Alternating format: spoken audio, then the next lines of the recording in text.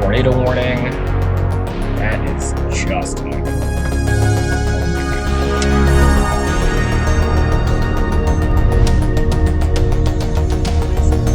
There's a corridor of really intense winds surging towards me, and then just on the north side of that, there's a circulation.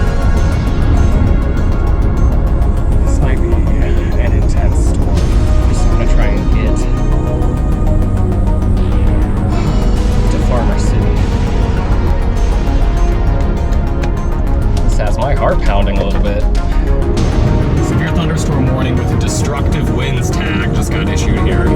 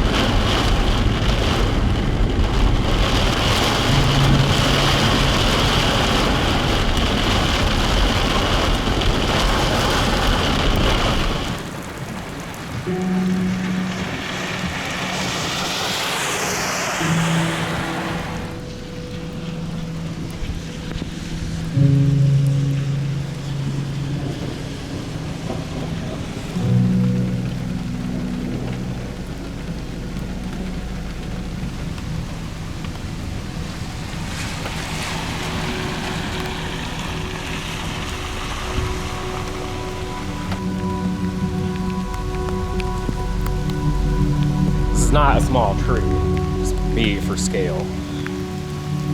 Could make a fort down in there. This is unfortunate. These huge trees. This house got hit hard. There's another tree that fell on it. The gentleman over here said it just took seconds for all this to happen. And these trees are kind of laying from southeast to northwest, which is what got my attention. What a mess.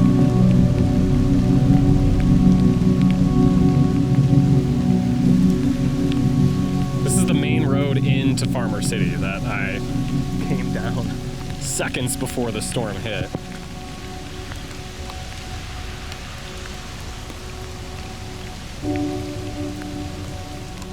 Part of this, which is moving through Indy right now. We're about 1 minute out. Okay. Enough to bring some of the severe weather to the Cincinnati metro area. I do want to bring in, for a little more context on what we've seen over the last several hours, senior meteorologist at Nutrien Ag Solutions, Andrew Pritchard. There are certainly some significant swaths where we unfortunately likely did see some crop damage here. And of course, we know Central Illinois, one of the highest producing areas for, corn and soybeans. So this is unfortunate to finally break the drought, but to do so with such significant severe weather.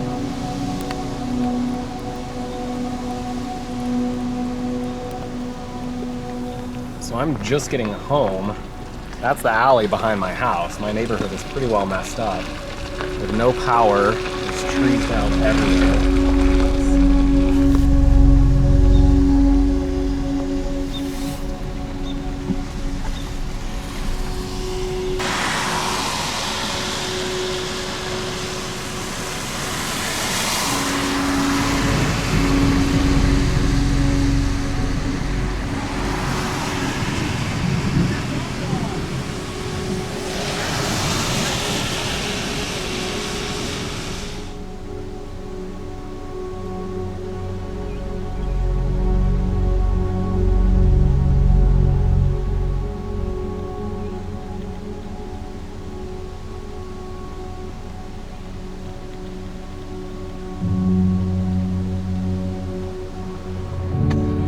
Neighborhood's still dark the next day.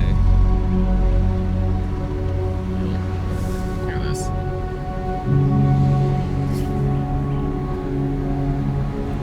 It's Main Street in Urbana. Totally dark. 4:45 a.m. I'm gonna try and find coffee somewhere and then go to the office and use Wi-Fi.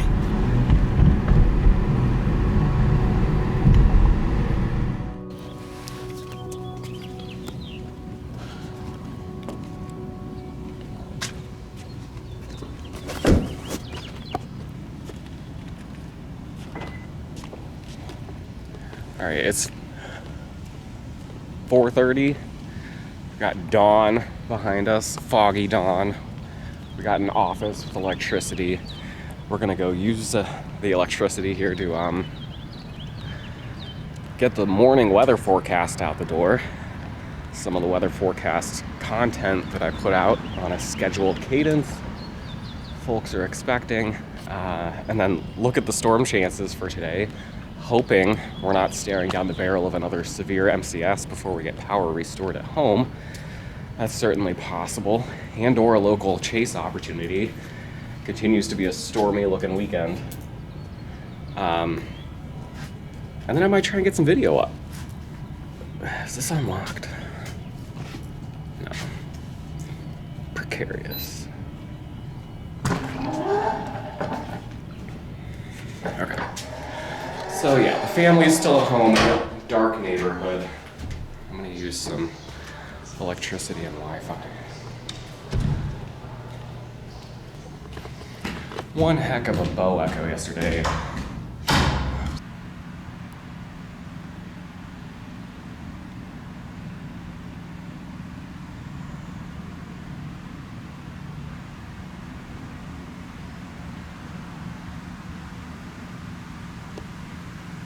So it's that tree that came down on the wires that run through the alley down to my house that have got us without power for the last 24 hours. coming up on 30 hours here, and another couple. We're doing fine by all accounts. You know, the end of June, going into the beginning of July, thinking being without power for a day or more, be really concerned about the heat. We've been lucky. We had storms come through this morning, have kept the temperatures rather cool. So it's getting warm in the house, but it's only about 79, and it still feels rather comfortable when you walk in from the muggy outdoors. Definitely getting to the point where we're gonna be throwing away a lot of food.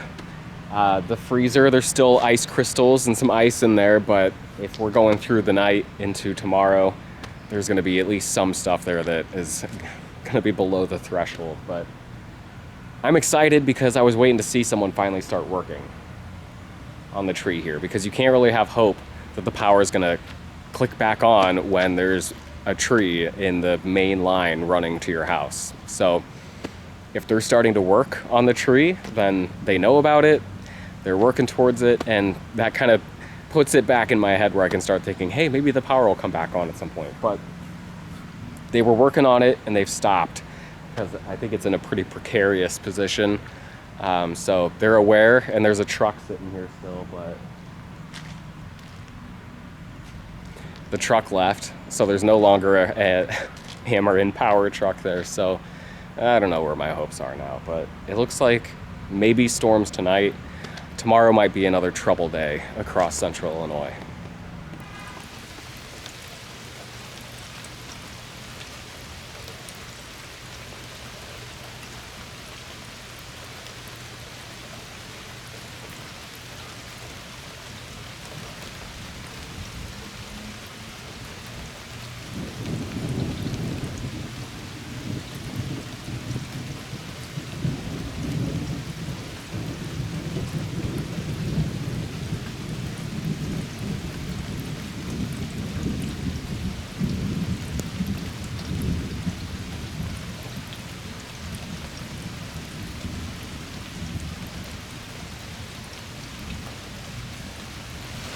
Power finally came back on at like 8:30. I was watching them reattach the wire, and I came back and I told Sophie, I'm like, they reattached the wire, so that's good, but there's still a ton of branches on the wires. So I would imagine the power is going to come back on until the branches are taken off the wires. And I didn't even finish that sentence before the lights came back on, and the AC started running again, the fridge started running again. So I've been up since like 4 a.m. with this ideal rain and thunder for sleeping. For some reason, it's got me awake.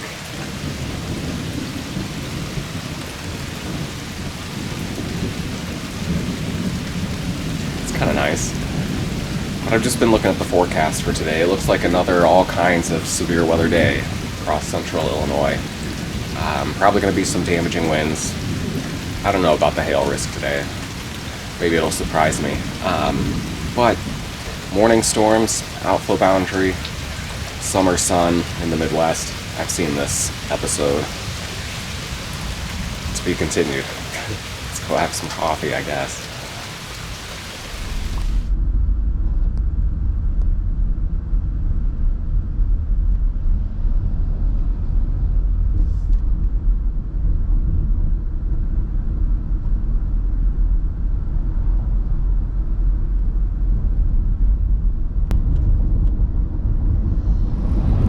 Just before noon on Saturday, July 1st, 2023. Cannot believe it's July. So we got power back last night. I feel really lucky. A lot of people in town still don't. So we got the air conditioning running, we've got the refrigerator going, and we've got a classic Saturday, nothing on the calendar, storm observation opportunity in south central Illinois. I'm trying not to make it more than it is. It is an enhanced risk day. There's a 30% hatched area for wind. They've just added a 5% area for tornadoes in the I-70 corridor. So that feels good. A little vote of confidence as we're headed out the door. Initially, I was a little down on the setup. It's one of those where it's gonna do this though. We were talking about we're talking about a lot of rain and thunderstorms across central Illinois during the late overnight into the early morning hours. I've been awake since like 4 a.m. for no reason other than it was thundering. I woke up and there was distant thunder and lightning, and I got out of bed and was like, oh, now I'm awake. So I poked around, watched the storm, and kind of just sat in the recliner, and eventually I put a pot of coffee on at 5 and decided I was up. As things unfolded over the next couple of hours, there was just a lot of cloud cover across not just the target zone, but upstream from that, across southern Missouri. Through the last couple of hours, though, maybe the 10 and 11 o'clock hours, things have started to clear out across that region. And that's really what it's all about, getting some sunshine on the south side, or I should say, on the outflow boundary, which is along the southern periphery of where the thunderstorm activity was this morning.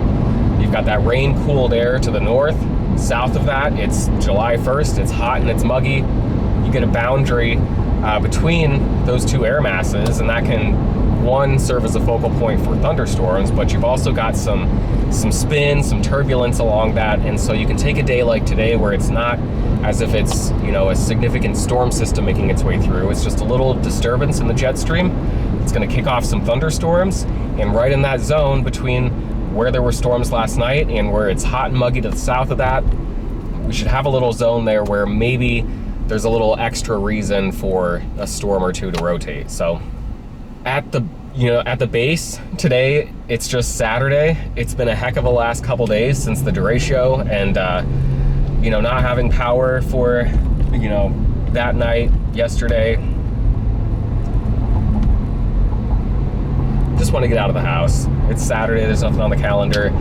I think there's a pretty good chance we're going to be observing some severe storms. It's been the quietest spring that I can remember here in central Illinois, so I'm not going to turn away an opportunity to go check out some storms. And it is just one of those sneaky Illinois days where it probably shouldn't do it, but it might.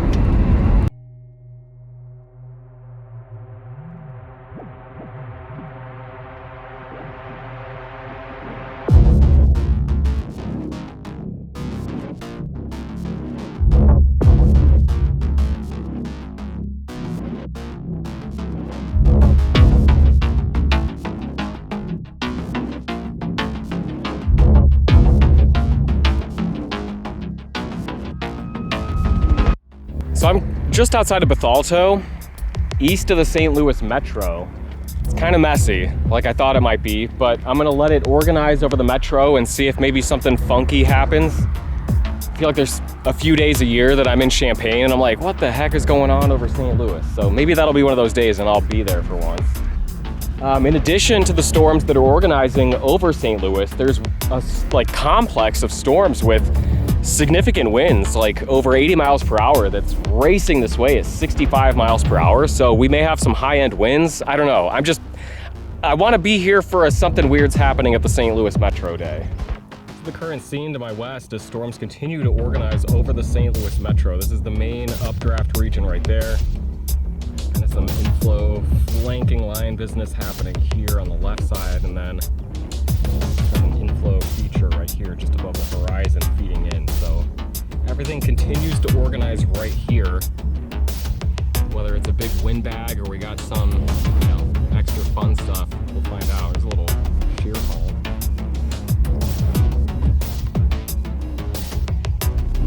So this storm over St. Louis is getting intense. Definitely some straight line wind damage, but it might be turning into like a HP, maybe tornado producing supercell situation as it exits the St. Louis Metro. So I am trying to, I've got like the city of Edwardsville, East St. Louis, populated stuff to my south. So I'm just trying to like get past all of that on the east side of it.